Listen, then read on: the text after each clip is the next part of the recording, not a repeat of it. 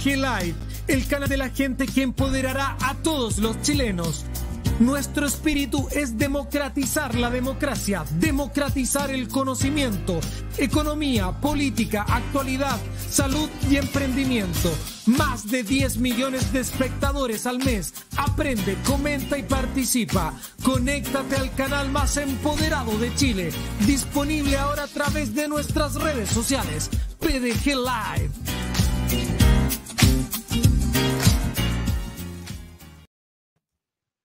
Hola, buenas tardes a todos y todas. Como todos los días lunes, un agrado estar acá.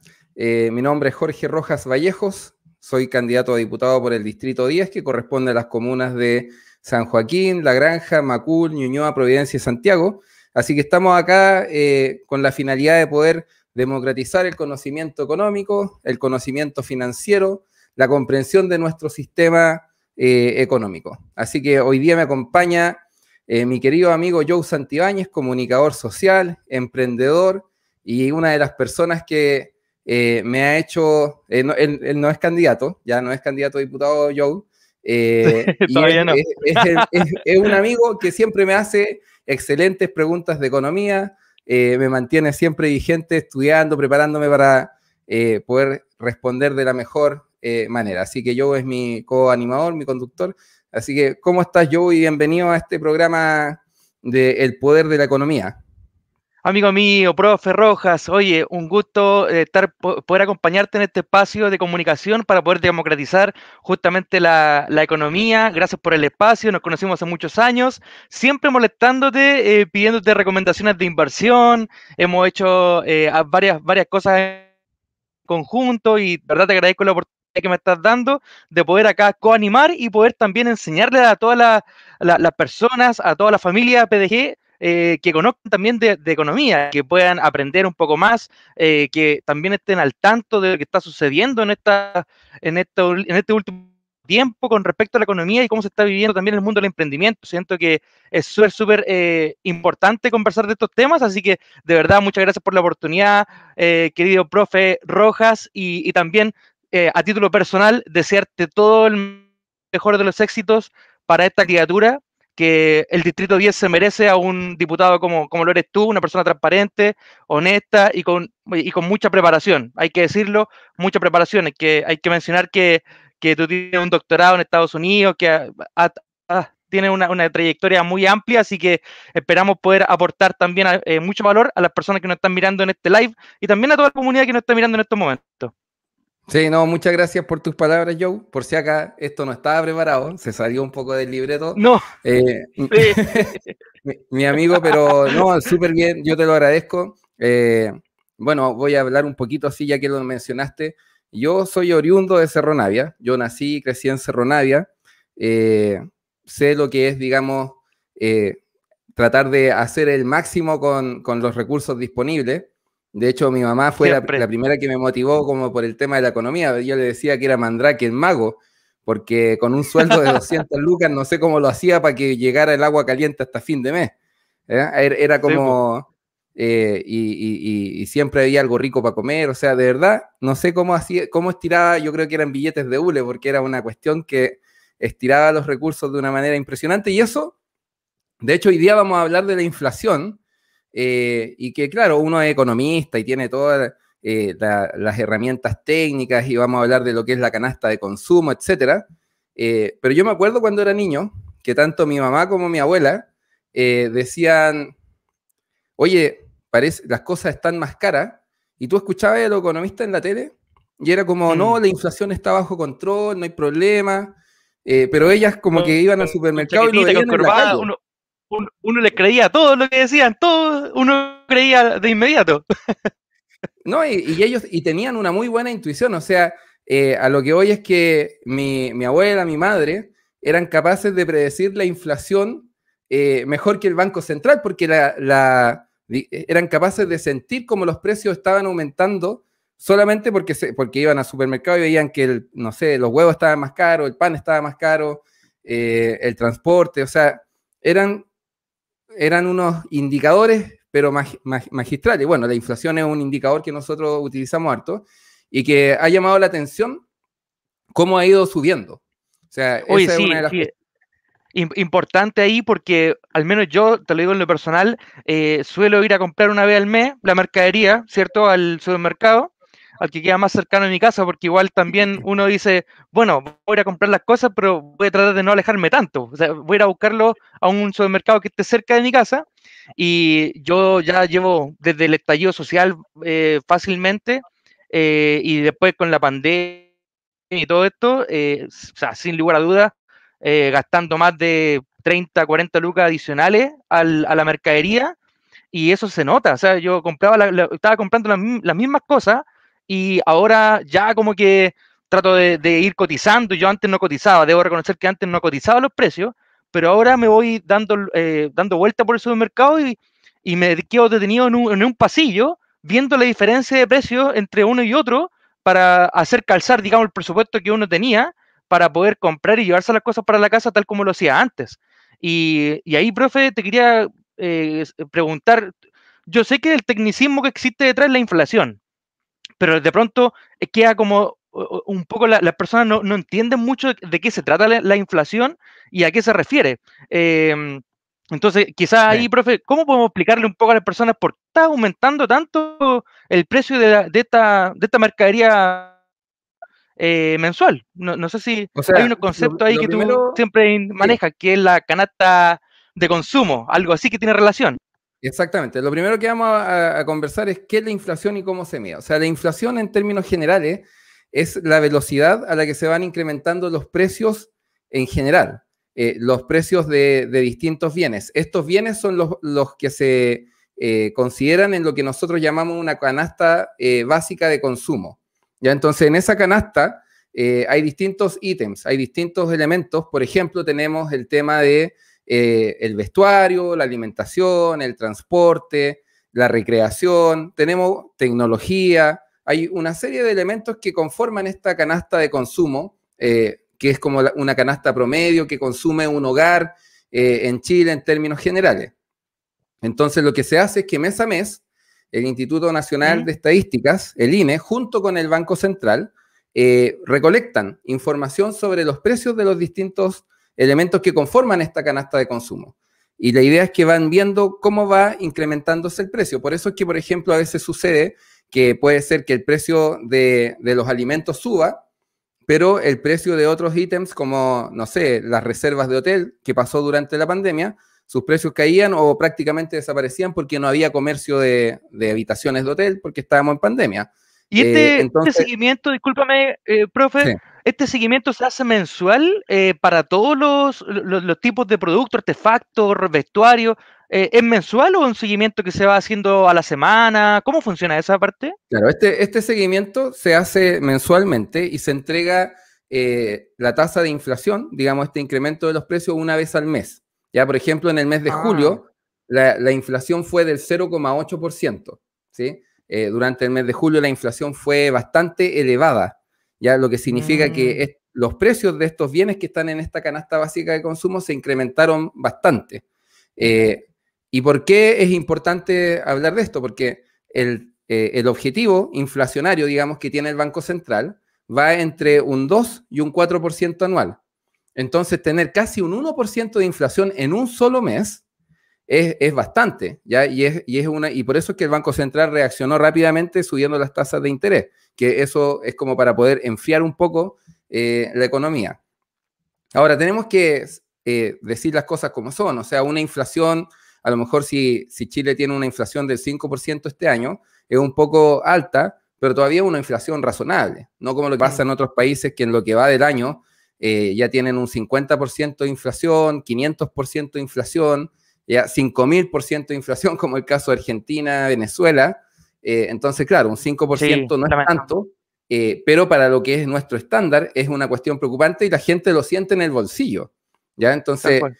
uno siente en el bolsillo este incremento inflacionario y las personas tienen que empezar a desarrollar nuevas estrategias para poder consumir lo mismo que antes. Entonces empiezan a ver los descuentos, empiezan a pasearse, digamos, un poco más en el supermercado, en los pasillos, para tratar justamente de encontrar todas estas ofertas y poder mantener su nivel de consumo. Y lo que se ha incrementado de Oiga, manera pero profe. explosiva, sí, al tiro, son los precios de los autos. O sea, esa cuestión es Hola. demencial. No. O sea, el precio de los autos explotó, ¿ya? Autos usados que antes En costaban... carne propia lo viví, en carne propia. En carne propia, o sea, antes un auto usado costaba 9 millones de pesos, ¿ya? Hoy día ese mismo auto puede estar costando 13, 14 millones de pesos. Y vamos a hablar, digamos, de las distintas causas por las cuales se ha generado este incremento en los precios. Sí, yo. ¿Me iba a hacer una pregunta? Sí, es que, profe, mencionaste lo del Banco Central. Hay un mito urbano, yo no sé si es un mito o no, pero muchas personas dicen o responsabilizan al Banco Central porque está imprimiendo muchos billetes cuando no debe imprimir. Es como que, es culpa del Banco Central porque está imprimiendo un montón de billetes por todos lados y eso no es como que están tapando, digamos, el sol con un dedo. ¿Es realmente así? ¿Es culpa del Banco Central o los bancos centrales de los distintos países que imprimen muchos billetes y que eso aumenta la inflación o es un mito nomás? En términos generales, eso no es un mito, ¿ya? O sea, ahora que la inflación de Chile hoy tiene otras explicaciones, pero lo que tú mencionas es justamente, digamos, lo que ha generado hiperinflación, que es como esta inflación disparada por sobre el 30% anual, y que cuando uno pasa la inflación del 30%, después llegar al 80, 100%, 1000%, ya es como cuando la temperatura de una persona aumenta a 38,5, llegar a 40 ya no es tan difícil. Entonces, efectivamente, este crecimiento en los precios podría deberse en algunos países a mala política monetaria, es decir, que los bancos centrales se ponen a imprimir plata, pero como locos, con este afán de reactivar la economía o generar planes de mayor equidad social, y lo que termina sucediendo es que terminamos con los precios disparados. ¿Por qué? Porque si la producción se mantiene, es decir, si se siguen produciendo 100 autos, 1000 kilos de manzana, 1000 kilos de naranja, 3 computadores, si la producción se mantiene fija, pero tú inyectas mucho más dinero a la economía, es decir, que todos tenemos más plata, entonces naturalmente que eso va a influir en que, como la producción es fija, los precios van a empezar a subir. Naturalmente, van a empezar a subir, que es un fenómeno que ocurre bastante, o sea, en Venezuela hay una muy mala gestión de política monetaria, y lo que ha pasado allá es que la plata está botada en el suelo, porque no vale nada. O sea, es dinero que no vale nada y uno lo puede ver en la calle botado en el suelo porque no vale nada. Entonces, ese problema se puede generar cuando uno tiene un banco central que no es autónomo, ¿ya? Y que responde a intereses políticos. Entonces, por eso es que es tan importante el debate constitucional hoy día, de que el Banco Central debe mantener su autonomía para que las decisiones de política monetaria se tomen en base a criterios técnicos y no a criterios políticos, ya sean de un lado o del otro, ¿ya? ¿Y por qué mantener la inflación controlada es importante? Básicamente porque la inflación es un impuesto en los más pobres. Tal cual, el impuesto a los pobres. Sí. Entonces, es un impuesto en los más pobres. ¿Y por qué? Porque, ¿qué es lo que tienen las personas de menores recursos? ¿Ya? Porque hay algunos que se ofenden por la palabra pobreza, ¿ya? Pero uno no debería ofenderse cuando uno habla de las de cosas la pobreza. como son. Las cosas como son. O sea, uno no puede ofenderse porque uno dice que en Chile hay gente pobre. Porque cuando uno empieza a suavizar el lenguaje y empieza a decir como son personas de menos recursos que viven en las periferias de las ciudades, en lugar de decir pobres.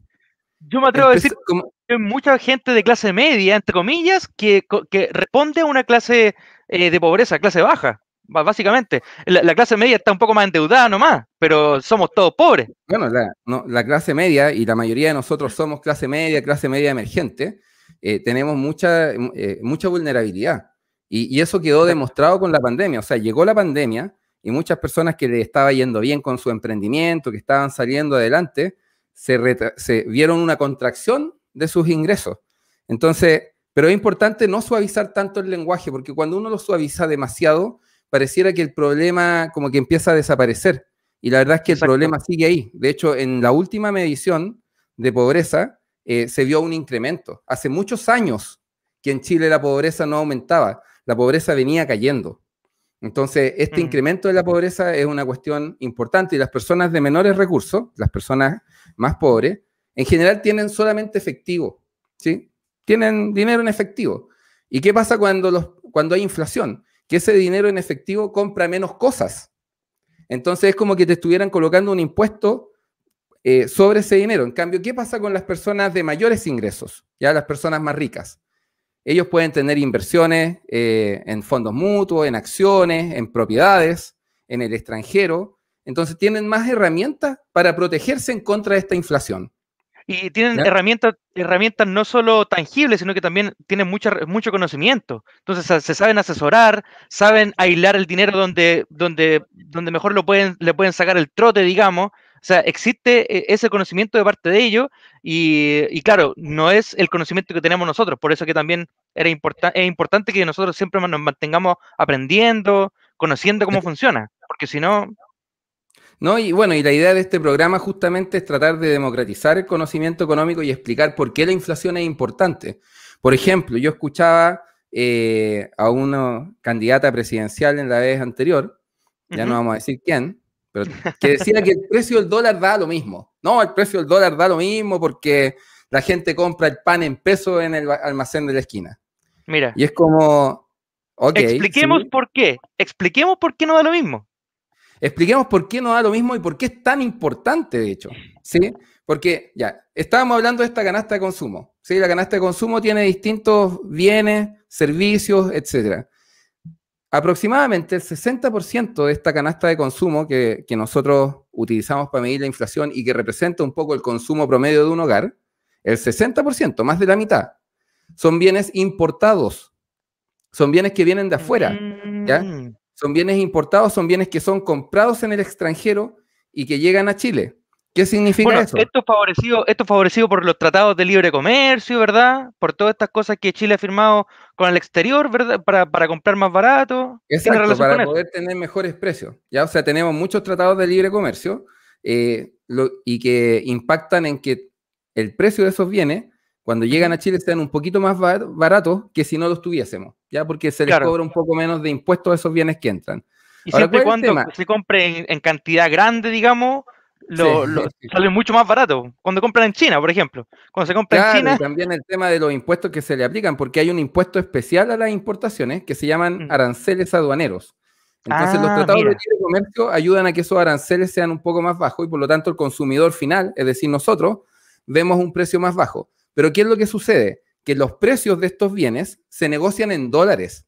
¿Ya? Yo no voy a la bolsa de Londres y digo, oye, te ofrezco tanta cantidad de pesos por tus bienes. Uno negocia en dólares americanos, en dólares estadounidenses. Ya es como cuando fui la primera vez a Alabama, fui a la Universidad de Alabama, iba de intercambio, se me quedaron como 20 lucas en la billetera y los trataba de cambiar, así no había dónde cambiarlos. Eran como un pedazo de papel inservible, tuve que esperar volver a Chile para poder usarlo. Ahí te diste cuenta que no servía de nada el papel chileno, digamos. El papel moneda. No servía de mucho y claro, era la primera vez que me subía a un avión también, o sea, no había mucho, no tenía mucha experiencia en viajes. Pero bueno, volviendo al tema, se negocia en dólares. Entonces, ¿qué pasa? Que cuando el precio del dólar sube, lo que ocurre es que el precio de muchos de los bienes que nosotros consumimos también sube. O sea, estos lentes no son hechos en Chile, ni siquiera este chaleco es hecho en Chile, la camisa es hecha en Indonesia. O sea, probablemente, creo que lo único que está hecho en Chile soy yo, pero el resto de las cosas... Debe decir algo parecido, sí. La mayoría de las cosas que nosotros utilizamos también... Los libros que tiene atrás, todo. Claro, todos los libros que tiene atrás, todo es de afuera. Muchas cosas son extranjeras, entonces como todo, entonces cuando sube el precio del dólar, sube el precio de un montón de otros elementos que son comprados en el extranjero y eso repercute en que nosotros observamos un precio en pesos que también es más alto. Entonces claramente nosotros nos vemos afectados por el precio del dólar, que este fenómeno se conoce como transferencia o traspaso. Es un fenómeno de traspaso del precio del dólar a el precio interno y que es algo que explicó, digamos, de manera importante la inflación que tuvimos a principios del 2020. ¿Por qué? Porque en el 2019, con el estallido social en octubre, el precio del dólar se disparó. ¿Sí? Se disparó octubre, noviembre y eso se traspasó a nuestra economía con un rezago, con un poquito de desfase, ¿sí? Y llegó en enero, febrero. Ahora ha pasado algo parecido, el precio del dólar también sigue bastante alto, pero además tenemos el tema de que hay una escasez de producción, ¿ya? O sea, hay menos producción y eso ha empujado los precios hacia arriba y por eso es que hay una, o sea, trata de ir a comprarte un auto. Incluso los autos usados hay que como reservarlo y después ir a buscarlo. Una moto, las motos también están escasas en el mercado y eso hace que los precios suban. Ya al haber mayor escasez, los precios tienden a ir subiendo. Entonces, todo esto se conjugaron dos elementos que han hecho que el costo de la vida se haya incrementado. Uno, el precio del dólar, y dos, es esta escasez relativa que se ha observado producto de la disminución en la producción de la pandemia. Y el tercer elemento, que no podemos ignorar, son los retiros de los fondos de pensiones, ¿ya? Esto le ha inyectado mucha plata al bolsillo de muchas personas y bueno, eso también empuja los precios hacia arriba, por eso es que hay cosas que están tan caras, pero el tema de los precios de los autos realmente, ayer fui a darme una vuelta a mirar precios, a testear en terreno, ya lo que había estado escuchando y realmente es una locura, o sea, los precios están elevadísimos. Oye, si el mismo Nissan B16, el flamante vehículo histórico, muy buen auto, carne perro, funciona día y noche por mucho tiempo. Ese vehículo antes uno lo encontraba por 1 millón cerrado, si uno quería comprarse un auto para trasladarse, para mantenerlo, digamos, en perfectas condiciones, no a un alto costo de reparación, de mantenimiento del vehículo. Y hoy en día un B16 año 99, 98, está por sobre los 3 millones fácilmente. Y sin ir más lejos, el vehículo que yo compré en lo personal también ya aumentó casi 3 millones y es un vehículo del 2014, no es algo tan grande y de verdad que se ha disparado. Ahí, profe Rojas, una consulta con respecto justamente al tema de los vehículos. ¿Por qué sabemos que se incrementa el precio de los vehículos por la inflación, pero hay otro factor, al menos en el mundo automotriz, que determina esta alza mayor todavía? ¿Hay otro factor? O sea, claro, hay un factor relevante que tiene que ver con el hecho de que los autos nuevos, producto de la pandemia, se generó una menor producción. ¿Ya? Entonces ha habido una menor producción de autos nuevos. Entonces, ¿qué ha sucedido? Que el precio de los autos nuevos se ha incrementado. Y estos mercados están como encadenados. Entonces, como subió el precio del auto nuevo, levantó también el precio del auto usado. Y también está el tema de las materias primas. El precio del cobre, del acero, de varias materias primas también se ha incrementado de manera bien importante. Entonces, los insumos, ¿sí? Los materiales para la construcción de vehículos se han incrementado y por lo tanto el precio del vehículo también se incrementa. ¿Qué es parecido a lo que pasó con los chips en su minuto? Hace algunos meses atrás, había una escasez de chips. Sí, sí me recuerdo. Y eso también empujó al alza el precio de algunos ítems tecnológicos como los computadores, laptops, smartphones, ¿sí? Los electrónicos. Entonces, y todo esto está relacionado. Entonces, hay tres factores. Está la cantidad de dinero circulante, que en el caso de Chile no es que el Banco Central se haya vuelto loco y se haya puesto a imprimir billetes, ya como la Reserva Federal o otros bancos centrales del mundo. Obviamente que intervino para tratar de mantener las tasas bajas y todo, pero no así como de manera irresponsable, de ninguna manera. El otro factor es la escasez relativa, ¿ya? Si hay escasez, entonces el precio de esas cosas más escasas sube. Y el tercer factor es la mayor liquidez de la gente, ¿sí? O sea, las personas tienen más plata. ¿Por qué? Porque están los bonos del gobierno, los ingresos familiares de emergencia, que han inyectado liquidez al mercado y que eran muy necesarios durante el periodo de pandemia. Están los retiros de los 10%, que iba a ser uno, pero les quedó gustando, digamos, a los políticos esta cosa más, más popular. Y que genera mucho más rédito político, de todos modos. O sea, y que mira, de cierta manera se entiende el retiro, ¿sí? Que se entiende el hecho de haber hecho el retiro por una situación excepcional. Pero después llegó el segundo, el tercer retiro, ahora se está discutiendo el cuarto retiro. Y todo estaría perfecto si es que fuese con un esquema distinto, como lo que proponía nuestro candidato Franco Parisi en el 2013, que es esta idea del autopréstamo. O sea, porque el autopréstamo es tú te prestas tu propio dinero. El dinero que estás ahorrando para tu vejez, lo necesitas para alguna cosa del presente y sacas dinero de ahí, te lo pides prestado, te cobras una tasa de interés baja y después lo reintegras. ¿Por qué? Porque es el ahorro para tu vejez. ¿Sí? Porque ¿cuál es el problema de estos retiros? Que se saca la plata y si antes tenías, no sé, digamos, tenías 60 millones de pesos para tu vejez, retiraste el 10%, sacaste 6, te quedaste con 54. Si después sacáis de nuevo el 10%, sacaste 5 para los 4, te quedaste ya con menos de 50, con 49 millones, o sea, bajaste de 60 a 49, y por lo tanto, cada vez que tú haces un retiro, te vas quedando con menos dinero para tu vejez. Exacto. Y claro, la vejez se ve lejos, 20, 30 años en el futuro, y todos vivimos aquí en el presente. Entonces, ¿qué es lo que pasa? Que cuando ese futuro llegue, puede que no haya mucho dinero y que la vejez sea bastante mala.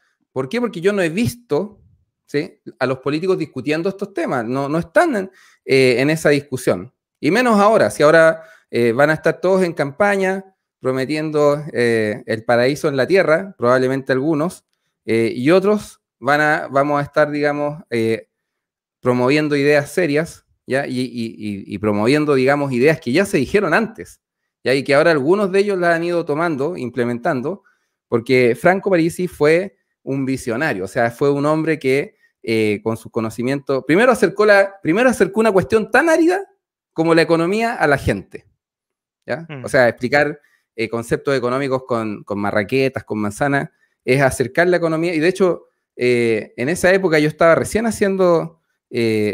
pensando en irme a hacer el doctorado, y una de las razones por las cuales quise irme a hacer el doctorado a la Universidad de Washington fue como para poder seguir un poco los pasos de Franco Parisi en explicar la economía en simple, lo más simple posible, a la mayor cantidad de personas. De hecho, en esa época, bueno, nos acordamos los dos, se aprendía mucho de economía y había muchos conceptos dando vuelta que la gente lo adquiría únicamente por ver los programas, veía la televisión abierta a veces, y yo me recuerdo ver en la red muchas veces a los hermanos Parisi y la gente aprendía mucho. Yo también aprendí mucho, aprendí también de los consejos. Yo me acuerdo que él daba consejos del mundo inmobiliario, por ejemplo, que Franco decía que era buen momento para adquirir propiedades para arrendar luego. Hacía también mucho énfasis en los ahorros alternativos de la AFP, está el fondo obligatorio, digamos, y también está el fondo alternativo y también el ahorro previsional voluntario, exacto. El APB, correcto. El APB. Sí, entonces, sí, leía que tenía la palabra en la punta de la lengua. Eso lo estaba buscando, se me había olvidado, porque era también algo que estaba como exento de impuestos, como que todas esas cosas uno las entendía. Yo al menos las entendía viendo a los hermanos Parisi en su cátedra de economía, muy cercana a la gente, que es justamente lo que hoy en día se ha perdido un poco. Y que es lo que estamos tratando de revivir un poco, digamos, con estas iniciativas. El PDG Live tiene varios programas de educación de distintos temas. Y obviamente que el mío es la economía, soy fanático de la economía, me encanta hablar de economía con todo el mundo. Y la verdad es que es súper importante, o sea, como decía mi abuela, primero come y después filosofa, ¿ya? Y eso me lo enseñó de chiquitito. Y era porque, obviamente que para poder hacer filosofía es mejor hacerla con el estómago más bien satisfecho que muerto de hambre. Si estáis con hambre, obviamente no vais a poder concentrarte, ¿no? Y ese es un objetivo, y esa es una cuestión muy importante. O sea, nosotros, Chile tiene que entender que no somos un país rico, ¿sí? Independiente de que el Banco Mundial nos clasifique como un país de altos ingresos, somos un país de ingresos medios y somos un país con bastante desigualdad. El tema es que la desigualdad no se resuelve por decreto, ¿ya? Hay gente que cree que es como, ya desigualdad baja, y no se va a resolver así, ¿ya? La desigualdad nosotros la tenemos que resolver con más educación, con capital humano, generando políticas de largo plazo y concentrándonos en nivelar la cancha desde la infancia. O sea, desde la primera infancia, ahí para adelante, pero no sé, por alguna razón partimos al revés. ¿Ya? Sí. Partimos Bueno, como... implica también que cada una de las personas que están mirando acá, que pertenecen a la familia PDG y si son fuera de la familia PDG, también la invitación es siempre a generar conciencia, a aprender un poco, a mirar cómo funcionan las cosas en realidad y cuando empezamos a escarbar un poco, a ver cómo funcionan las cosas, nos damos cuenta de que es un trabajo en conjunto, que las cosas no son por sí solas, que hay todo un trabajo Exacto. detrás y que hay que entenderlo también. Profe Rojas, eh, antes de profundizar un poco más en el IFE y en el tema del cuarto retiro, me quedó una pregunta dando vuelta y no quiero que avance el programa sin hacértela, porque yo quisiera saber qué es lo que tú opinas con respecto al Banco Central como institución que fuese como un ente estatal, que es lo que está proponiendo la Convención Constituyente, en base a tu conocimiento, a tu conocimiento, a tu experiencia, digamos, también en el mundo de la economía. ¿Qué crees tú que pasaría con el Banco Central si se convierte en un ente estatal? O sea, el Banco Central es un ente Móquese el potito, autónomo. móquese el potito. El Banco Central es un ente autónomo. ¿Sí? Lo ideal sería que Sí, que no técnico, hubiese técnico. es un ente técnico y autónomo. ¿Ya? Lo ideal Claro. sería que el Banco Central, ojalá, digamos, si los seres humanos tuviéramos un alto nivel de probidad y ética, lo ideal sería que el Banco Central no existiera. Es decir, que no hubiese una banca central, ya que es una de las características tan atractivas que tienen las criptomonedas, que las criptomonedas no requieren de un organismo centralizado que esté viendo, digamos, los distintos flujos. Pero sabemos que los seres humanos somos sujetos de tentaciones y distintos elementos, y por lo tanto, tener una banca central mínima, autónoma y técnica, me parece sensato, pero tener estas bancas centrales que hablan banca central del desarrollo, que sea, digamos, supervisada por un comité ciudadano, que es politizar, digamos, una institución que debe ser técnica. O sea, ¿te imagináis tú que los comités médicos se politizaran? Es como, no, mira, la persona tiene esta enfermedad y requiere este tratamiento, ya no sé, tiene cálculo en la vesícula y lo que hay que hacer es operarlo la vesícula. Y esa es la opinión técnica.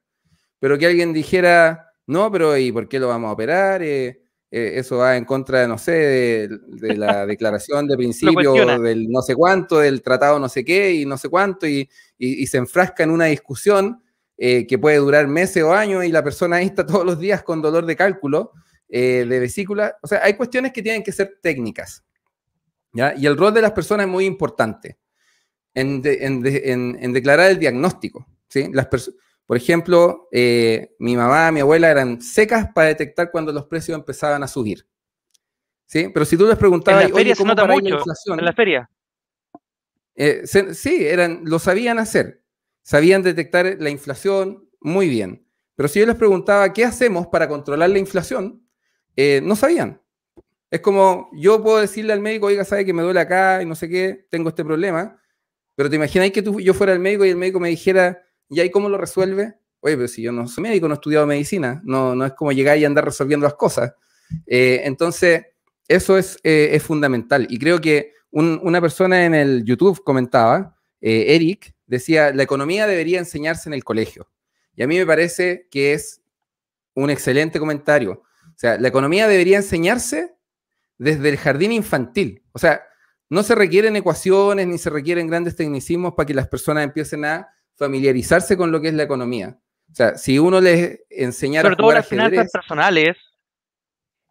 Finanzas personales. Mira, si tú combinas la enseñanza del ajedrez, que era una propuesta de Franco Parisi, que algunos se rieron y todo, y después estaban todos vueltos locos viendo Gambito. ¿Ah? Después todos viendo Gambito en Netflix. ¿Ah? Después de... Pero bueno, no vamos a entrar en esos detalles. Si enseñáramos a jugar ajedrez y además enseñáramos economía, podríamos transformarnos en Singapur en 20, 30 años, ¿ya? Pero para eso se necesita voluntad política. Y la economía, como bien dice Eric, debería enseñarse desde el jardín. Uno puede decirle a los niños, mira, este es un mercado, porque hay palabras que están como satanizadas, así es como mercado malo, y el mercado es alguien que vende, alguien que compra, son personas, ¿sí? No es como una cosa de ente tenebroso que está por acá arriba, somos todos nosotros el mercado. Entonces hay tantas cosas que se podrían hacer y explicar, digamos, por qué suben los precios, tratar de que las personas entendieran cuándo el precio sube, porque alguien se está tratando de aprovechar, porque hay especulación, y cuándo sube porque en realidad hay un fenómeno de inflación que está afectando. ¿Sí? Entonces tenemos tantas cosas que se podrían hacer, pero lo más importante aquí es la gente. O sea, cuando la gente tiene conocimiento, la gente se empodera. ¿Ya? Y por eso este es el partido, el poder de la gente. El conocimiento es poder, ¿sí? El conocimiento es poder, y cuando la gente tiene conocimiento, tiene el poder de cambiar las cosas y de tener una economía más justa, con crecimiento, una economía en paz. Pero claro, tenemos el tema hoy día, es la inflación y el retiro del 10%. Parece que se nos cayó la conexión de Joe. Pero vamos a hablar también ahora de cómo este cuarto retiro del 10% puede afectar, ¿ya? Porque básicamente lo que estamos haciendo cuando nosotros hacemos un retiro desde nuestros fondos de pensiones, lo que hacemos es traer dinero del futuro al presente, y por lo tanto estamos trayendo consumo futuro a consumo presente. En otras palabras, estamos sacrificando consumir menos en el futuro para consumir más hoy en el presente. ¿Y qué es lo que nosotros sabemos? Que cuando uno es un adulto mayor, tiende a tener mayor cantidad de gastos en cuestiones que son imprescindibles, como lo es la salud, ¿sí? Como es la salud, cómo nosotros podríamos, digamos, mejorar esa situación de las pensiones, ¿ya? Y las pensiones nosotros las podemos mejorar manteniendo, digamos, lo bueno del sistema actual y incorporando, digamos, algunas otras cosas. Nicole pregunta, ¿cómo se podría controlar la inflación? La inflación no se controla, sino que básicamente lo que nosotros hacemos es tratar de reducir el efecto que puedan tener algunas variables. ¿A qué me refiero con esto? Que si los precios están subiendo, primero tenemos que entender por qué están subiendo, ¿ya? Si corresponde a emisión monetaria, que es una de las principales razones, entonces lo que tenemos que hacer es disminuir la emisión, ¿ya? Aunque eso podría traer algún otro efecto en la economía, pero ya sabemos que la inflación es un impuesto en las personas más pobres porque les quita poder adquisitivo, ¿sí? Y no hay que nunca cometer el error que cometen algunos gobiernos, que es como decirle a la inflación, ya, inflación baja, que es lo que en su minuto Nicolás Maduro dijo, cero mata cero. Y básicamente cambió, digamos, la moneda. Y ahora la volvieron a cambiar. ¿Y qué sucede? Que da lo mismo. Tú puedes cambiar la moneda miles de veces, pero si no estás atacando el problema de raíz, la inflación va a seguir subiendo, ¿sí? La inflación va a seguir subiendo. Aquí dice Diego, yo compré Bitcoin y ahora por las Litecoin, tranquilo, si tienes que tener paciencia, te va a ir bien. Ya, lo que él dice, que tiene un poco de relación con esto de la banca descentralizada, ¿ya? Nosotros estábamos hablando del Banco Central. Esto es una suerte de banca descentralizada, es decir, que no existe un ente regulador. ¿Qué significa eso? ¿Por qué hacía este comentario? El comentario tenía que ver con el hecho de que hay mucha volatilidad en las monedas, pero las criptomonedas son el futuro, ¿sí? Eso no significa que yo le esté diciendo que vayan a comprar criptomonedas, ¿ya? Uno tiene que estudiar bien y saber cuándo comprar. Yo hoy día no compraría, ya probablemente cuando estaba a 30.000 hubiese comprado. Pero ¿por qué son el futuro? Porque con un poco más de regulación, ¿ya? Esto efectivamente nos va a permitir hacer transacciones más libremente entre distintos países sin tener que estar haciendo tantas conversiones. Si yo quiero comprar algo en Amazon, probablemente tengo que pagar en dólares, se hace toda la conversión, es más lento, queda una serie de registros, todo el mundo sabe lo que compro, lo que no compro. En cambio, con las criptomonedas puedo tener un poco más de privacidad en esas compras, pero deben regularse para evitar justamente uno de los malos usos que puede ser de esta privacidad, que es el lavado de dinero y que es una de las cosas que preocupa a los distintos gobiernos. Bienvenido de vuelta, Joe. Oye, regresé, profe, porque de vacaciones al campo. Estoy acá en la hermosa ciudad de Rengo, Y acá está lloviendo fuerte, entonces parece que ahí pasaron a llevar la antena y estoy conectado ahora desde mi 4G que está funcionando perfecto, así que parece que ahí estamos bien. Y estaba viendo cómo estaba respondiendo las preguntas, es importante responder las preguntas del público. Yo creo que ya en lo sucesivo, digamos, vamos a leer más preguntas de todas las personas que nos están mirando en este momento. Y seguir desarrollando la idea y seguir, obviamente, despejando dudas que tenemos en cuanto a lo económico. Y, profe, una consulta. Ya que estamos hablando de las criptomonedas, que mucha gente le gustó hablar de ese tema, si yo, por ejemplo, estoy ahorrando debajo del colchón, entendiendo todo el tema de la inflación y todo esto, si estoy guardando platita ahí que básicamente es un billete impreso por el Banco Central de Chile o por la Casa de Moneda, ¿cierto? Sí, Y justamente este papelito es el que se está como devaluando en cierta forma, ¿o no? Entonces uno dice, exactamente. chuta, ¿valdrá la pena seguir guardando la platita debajo del colchón? ¿O hay otras opciones? Bueno, ya comentaba una, que es el futuro, las criptomonedas, pero ¿sugieres tú otra, o das un consejo adicional tú como profe respecto a esto? Almacenar alguien que esté guardando plata, los fondos mutuos, por ejemplo, ¿los fondos mutuos siguen siendo una herramienta segura o también está media ahí temblando un poco? No, es una súper buena pregunta. Primero que todo, dejar la plata estancada no tiene ningún sentido. O sea, a menos de que tú seas muy averso al riesgo, pero aún así, dejar la plata debajo del colchón o dejarla en la cuenta vista, en la cuenta corriente, en la caja de la corredora de bolsa, no tiene sentido. O sea, por último, si Discúlpame, ¿no tiene sentido ahora que estamos con inflación o nunca ha tenido sentido? nunca ha tenido sentido, ¿ya? Y cuando, Ya, bueno, y cuando hay ok. inflación, ya es con mucho menos sentido, ya es demencial, ¿ah? Es Mucho, como una locura ya, total, ¿sí? perfecto, estamos claros. Entonces y la razón es la siguiente, es que si tú eres muy averso al riesgo, es decir, no te gusta arriesgarte en lo más mínimo, te gusta estar siempre como bien seguro, bien claro, no tomar ningún tipo de riesgo, En una toma caja tu fuerte nomás, plata, mi ahorro, caja fuerte, listo. toma tu platita y déjala en un depósito a plazo. El depósito a Mm, plazo, hace poco tiempo estaba dándote nada en la tasa de interés, 0,5%, pero ahora ya se están empezando a acercar, anual, digamos, esto es anual, ya están empezando a subir un poco estos intereses producto del alza de interés que ha promovido el Banco Central. Y si el proceso inflacionario se mantiene, van a seguir incrementando, se va a seguir incrementando esa tasa de interés. Entonces, si ya eres como lo más adverso al riesgo, ¿ya? Adverso al riesgo, deja tu plata en un depósito a plazo.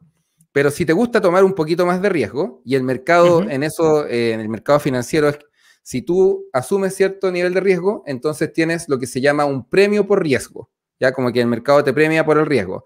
Ahora, mientras más largo sea el periodo de tu inversión, ya si son varios meses, años, más alta es la probabilidad de que te vaya bien.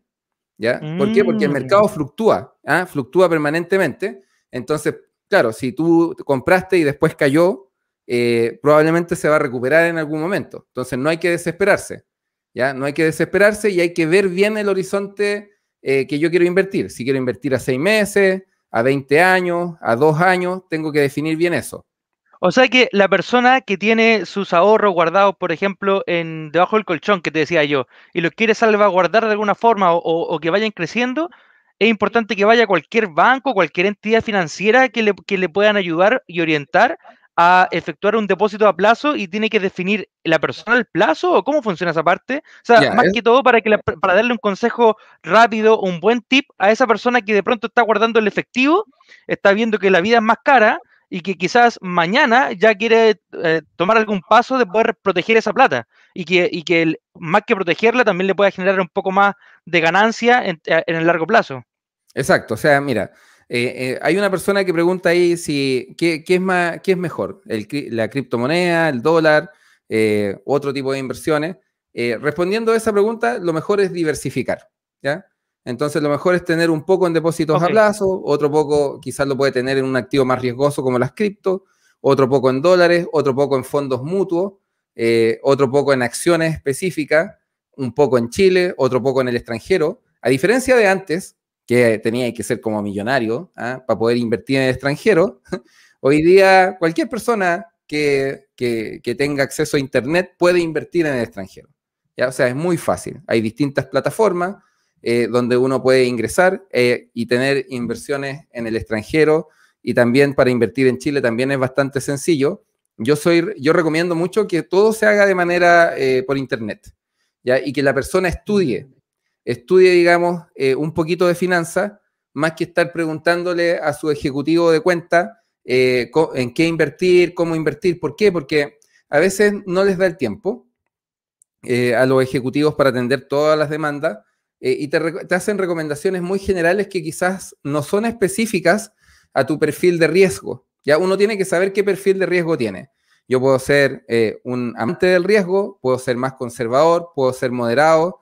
Entonces, primero uno tiene que conocerse qué tipo de perfil de inversionista tiene uno. ¿Ya? Si uno, no sé, supongamos que uno tiene 3 millones de pesos para invertir y uno dice, me da lo mismo perder 1 millón de pesos y quedarme con 2, pero tener la posibilidad de transformar estos 3 en 5 millones, si la respuesta es sí, a uno le gusta el riesgo. ¿Ya? Entonces está dispuesto a perder para tener mayores ganancias. Si uno es más moderado y dice, no, la verdad es que te acepto perder 100 lucas, entonces uno tiene que hacer inversiones en activos que sean, digamos, menos riesgosos, y hay que siempre tener en cuenta el horizonte de evaluación. Entonces, lo primero, y hay 27 corredoras de bolsa en Chile, así que hay corredoras de bolsa para elegir. Opciones hay. Todas cobran más o menos las mismas comisiones, no hay comisiones muy distintas entre unas y otras. Entonces, la idea es como saber elegir. Ahora, ¿cuál es la situación actual? Si yo fuera alguna de las personas que nos está mirando, trataría de averiguar bien cómo invertir afuera. ¿Por qué? Porque con el estallido delictual, perdón, el estallido social... ya, pues, profe. No, se me chispoteó, como decía el Chavo del 8. Entonces, con la situación del estallido nomás, vamos a decir el estallido, se generaron, digamos, seamos transversales. De acá no sale, sí, nos están viendo unas cuantas personas nomás. Entonces, con esta situación del estallido, más la elección de convencionales constituyentes, que ahí ocurrió la elección de convencionales constituyentes y el precio del dólar empezó a subir y no paró nadie. ¿Sí? Ya está por romper la otra resistencia, el otro techo de los 800 pesos, está ahí. No te creo, chuta. Está bailando, está como pelota de ping-pong, llega al techo, rebota, después trata de romper de nuevo el techo, está en ese proceso. Entonces, por eso que también es tan importante lo que se viene ahora, ya el proceso de las elecciones y elegir, digamos, un candidato presidencial que tenga buenas ideas, que sea innovador, que conecte con la gente y que sepa de economía, porque hoy día... esté preparado, que tenga conocimiento técnico, que conozca para dónde van las cosas, porque es muy fácil también votar por un candidato que no conozca en detalle el tema económico, y lamentablemente podemos caer en algo mucho peor de lo que estamos, o caer también, uno mira los países de la región, o sea, de Latinoamérica, Chile económicamente estamos bien todavía. Vamos a ver hasta cuándo, pero estamos con bien. ellos, claro. Comparado con ellos. Siempre podemos estar mejor. ¿Sí? Siempre podemos trabajar para estar mejor. Y la verdad es que nosotros tenemos que estar preocupados mucho del tema económico. ¿Ya? Porque como decía mi abuela, o sea, mi abuela era una mujer muy sabia y muchas de sus frases se quedaron tatuadas en mi mente a fuego, y es como, primero come y después filosofa. Entonces, tenemos que tener una economía que esté funcionando bien, para poder después, con la plata que se levanta de una economía que funciona bien, resolver otros problemas. Tenemos que también ver el tema de los abusos, si es verdad. O sea, aquí en este país se han cometido abusos. Las colusiones, o sea, si hasta el papel confort, colusión, o sea, que me estáis bromeando, o sea, colusión en la farmacia, que los pollos, que es... No, y eso es lo que se ve públicamente, profe. Eso es lo que se ve públicamente, pero ¿cuántas colusiones no hay que no son públicas? Entonces, una forma fácil de atacar estas colusiones que hacen que el costo de la vida sea más caro, porque no se coluden para cobrarte menos, ¿ah? Entonces eso también afecta a los precios. Hay dos cuestiones muy sencillas para disuadir que estas empresas grandes se coludan. La primera, penas de cárcel. Usted se coludió, la Fiscalía Nacional Económica lo detectó, aquí están las pruebas, cárcel. Y en la cárcel pueden tomar las clases de ética. Ya sí, tampoco, o sea, el conocimiento tiene que estar en todas partes. Entonces Exacto. se va a la cárcel ya para que aprenda su lección y se le dan sus clases de ética. Y además que el Estado igual va a gastar como 700.000 pesos para que, digamos, esté ahí preso. Ya Más o no, menos. Para que se gasta coma, más, se gasta más en ello que en los niñitos del Sename.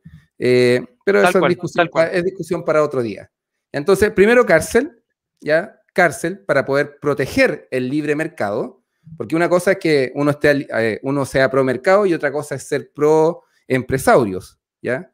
Yo me identifico mucho con la corriente del libertarismo y estoy en contra absoluta del corporativismo, ¿ya? Y este corporativismo, esta relación promiscua y como sucia, que es como el Estado encamado con las grandes empresas para poder Claro. joderse a las pequeñas empresas, porque al emprendedor pequeño, a la pyme, esos no están invitados a la fiesta. Entonces, No, ese corporativismo es el que tenemos que sacar. Entonces, si se coluden con el Estado y se detecta y se pilla, cárcel, y que las multas sean mucho más altas. O sea, no podéis multar con 10 millones de dólares una ganancia de 200 millones de dólares porque es como, te pago la multa, pues. claro. Y me quedo con la diferencia, no. Que ya ha pasado, ojo, ya ha pasado. Y lamentablemente ha pasado. Ya, y también el perdonazo de los impuestos. O sea, si tú te atrasás en tus impuestos con 100 lucas, vamos aplicando multas sobre las 100 lucas y ya tenéis que pagar no sé cuántas UF o UTM de multa. Y si no pagaste esa UTM, entonces se te suma con las UTM que vienen del mes siguiente y termináis, digamos, con el agua hasta el cuello. Estrujado, tal cual. Pero adivina qué pasa si eres una gran empresa, ¿no? El corporativismo. No. El corporativismo es que es esta relación inadecuada, vamos a decir, inapropiada, ¿sí? Fuera del matrimonio, como diría mi amigo más conservadores, una relación fuera del matrimonio. Claro, claro. Entre el Estado y las empresas, ¿sí? Entonces, nosotros los que creemos en la libertad en todos los aspectos, y uno de esos aspectos es que no haya corporativismo, que no exista esta relación obscena entre las grandes empresas y el Estado y que se protejan, ¿ya? Entonces nosotros tenemos que hacer reformas para poder potenciar más libre mercado, porque más libre mercado, ¿qué hace? Que los precios sean más bajos, porque hay más competencia. Y Chile es un país chico, ¿ya? O sea, Chile es un país pequeño. Tenemos 18 millones de habitantes, Estados Unidos tiene 360 millones de habitantes. Entonces, es un país más grande, hay más empresas, hay más competencia. Es difícil compararse con esas realidades. Exactamente. Entonces, no hablamos mucho del cuarto retiro, pero no importa, porque tenemos muchos programas. Tenemos muchos programas más. Quedan pocos minutos y justamente te quería preguntar de eso. O sea, y bueno, reforzando lo que dice Alejo Ramírez, todas las multas se descuentan de las utilidades. Eso sí que duele y eso es verdad. O sea, de las utilidades nos quitan más todavía. Lo mismo que pasa con la AFP, por ahí. Quedan últimos minutos y, profe... Claro, sí, dale nomás, Joe. Sí, te decía, los efectos adversos del IFE. O sea, los efectos adversos del 10%, ¿cuáles son? ¿Y consideras tú que el IFE es una alternativa, es una mejor alternativa que un cuarto retiro? O sea, lo que yo considero que sería mejor es que en lugar de dar este IFE, ¿sí?, se creara un plan de infraestructura para viviendas sociales, o sea, para tratar de resolver un poco el problema habitacional. ¿Por qué? Porque cuando tú entregas el IFE, básicamente le estás pasando la plata a la persona y que consuma. En cambio, si tú creas un plan de infraestructura específico, orientado solamente al tema habitacional, se generan puestos de trabajo, se reactiva más la economía y cuando se acaba esa plata, te quedas con la casa. En cambio, cuando tú das esta plata para el consumo, te comiste consumiste lo que se podía consumir y no queda nada más. En cambio, en este otro caso, tú construyes las viviendas, se generó empleo y una cuestión que es súper interesante, en los proyectos de infraestructura, por cada empleo directo, se crean 3 a 4 empleos indirectos. ¿Qué significa esto? Un empleo directo tiene que ver con la persona que está ahí trabajando en la obra, ¿ya? El albañil, el enfierrador, el ingeniero, el constructor, el capataz, el jornalero, ¿sí? Ellos son empleos directos. Pero ¿qué es lo que sucede? Que se generan empleos indirectos como las personas que tienen que hacer todo el transporte de materiales, se crean los proveedores, tienen que contratar a otras personas, hay guardias. De hecho, no sé si ustedes lo han visto, pero antes de la pandemia, uno veía que se estaba construyendo un edificio, ¿ya? Y veía la excavación inicial y después de a poquito empezaba a construirse el edificio y empezaban a florecer restaurantes, cafeterías, vendedores ambulantes. Centers. Se empieza a generar más economía, más actividad económica. Porque el IFE estuvo bien cuando teníamos que estar todos encerrados en cuarentena, pero si ahora estamos todos vacunados y la gente, digamos, la mayoría de las comunas del país están en fase 3, fase 4, y tenemos un toque de queda que nadie respeta, ¿eh? O sea, nadie lo respeta. Yo lo respeto porque soy un ñoño, ¿sí? Ñoño de chiquitito. ¿Y por qué te gusta acostarte temprano, cierto? O sea, yo lo respetaba de antes que lo impusieran, ¿eh? Y ahora que tengo una hija de 7 meses... la Evita, tan linda la Evita. Sí, y ahora que tengo a la Eva, es como lo respeto con más ganas todavía, así como que son las 10:30 y ya estoy cabeceándome solo.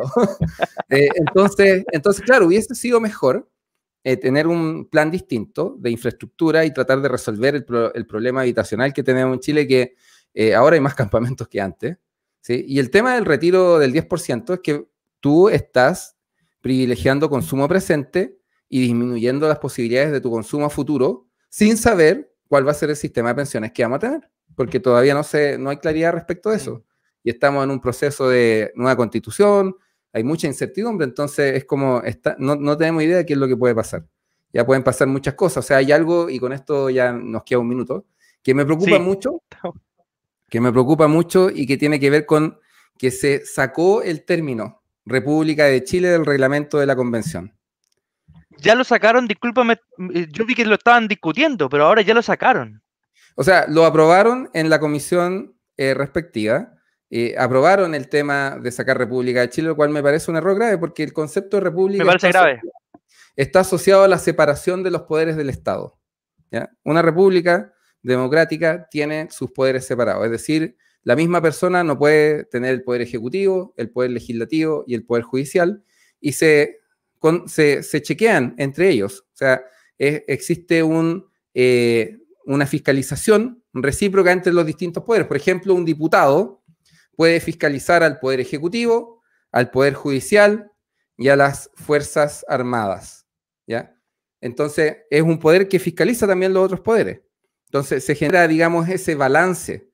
Pero si tú tienes la posibilidad, digamos, de que todo se concentre en una sola persona, caes en el riesgo de un régimen autoritario. O sea, ni siquiera Chávez se atrevió a tanto, porque mantuvo república bolivariana y toda la cosa, dio vuelta el caballo, haciéndolo correr para otro lado, etcétera. Pero ni él se atrevió a sacar el concepto de república, o sea, imagínate. Yo siento que las personas no se manifestaron hace un tiempo atrás para cambiarle el nombre a la república o cambiar la bandera o hacer este tipo de cambios. Yo siento que... O el himno nacional, no sé. Exacto, está ahí el tema era pensiones dignas, y poco se ha hablado de eso. Eso era. ¿Cómo vamos a combatir la corrupción? ¿Cómo vamos a combatir la desigualdad? Etcétera, pero cambiarle el nombre y que de eso se desprendan tantos cambios profundos es algo grave. Es algo que hay que estar mirándolo. Sí, hay que estar muy atentos. Y bueno, de nuevo se nos pasó volando el programa. Así que lo vamos a dejar hasta acá y vamos a seguir la próxima semana. Así que muchas gracias, y muchas gracias, Joe, que va a estar acá acompañándome todos los días lunes hasta el fin de los tiempos. ¿Ya? Así que... Eso, y invitar también a las personas que sigan viendo los programas del PDG Live, porque están todos buenísimos, súper interesantes. Así que sí, ahí para que lo estén echando un vistazo. Y lo otro... Gracias por la oportunidad. Sí, y especialmente que nos vean las personas de las comunas de Santiago, Providencia, Ñuñoa, La Granja, Macul y San Joaquín, ¿ya? Distrito 10. El Distrito 10, ¿ya? Que todos invitados de todas las comunas de Chile, pero en mi corazón tienen un lugar especial las del 10. Grande, profe Rojas. Nos vemos. Que estés bien, Joe. Nos vemos. Cuídate. Chao, gracias. Chao. Muchas gracias. Chao, comunidad. PDG Live, el canal de la gente que empoderará a todos los chilenos. Nuestro espíritu es democratizar la democracia, democratizar el conocimiento, economía, política, actualidad, salud y emprendimiento. Más de 10 millones de espectadores al mes. Aprende, comenta y participa. Conéctate al canal más empoderado de Chile. Disponible ahora a través de nuestras redes sociales. PDG Live.